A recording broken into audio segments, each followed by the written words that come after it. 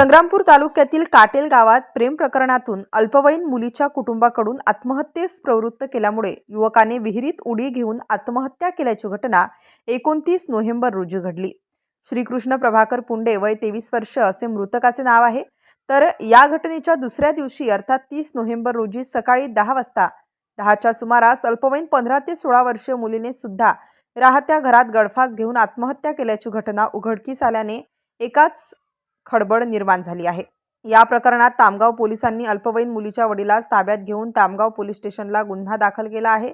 आत्महत्या केलेल्या अल्पवयीन मुलीचे गावातीलच 23 वर्षीय युवकासोबत प्रेम प्रकरण असल्याची माहिती प्राप्त झाली असून या माहितीवरून मुलीच्या आईवडिलांनी त्या युवकास विळा घेऊन मारण्याचा प्रयत्न केला.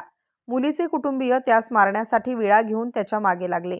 त्यामुळे घाबरलेल्या युवकाने एका शेतात असलेल्या खोल विहिरीत उडी घेऊन आत्महत्या केल्याची तक्रार मृतकाचे वडील प्रभाकर मधुकर पुंडे यांनी दाखल केली आहे.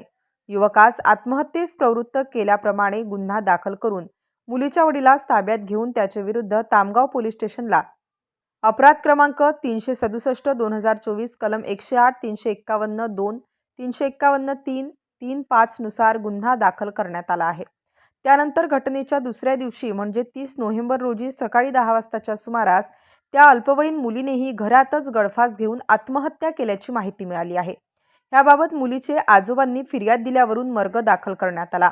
पुढील तपास ठाणेदार राजेंद्र पवार यांच्या मार्गदर्शनाखाली पोलीस उपनिरीक्षक विलास बोपटे हे तपास करीत आहेत. या घटनेमुळे परिसरात सर्वत्र हळहळ व्यक्त केल्या जात आहे.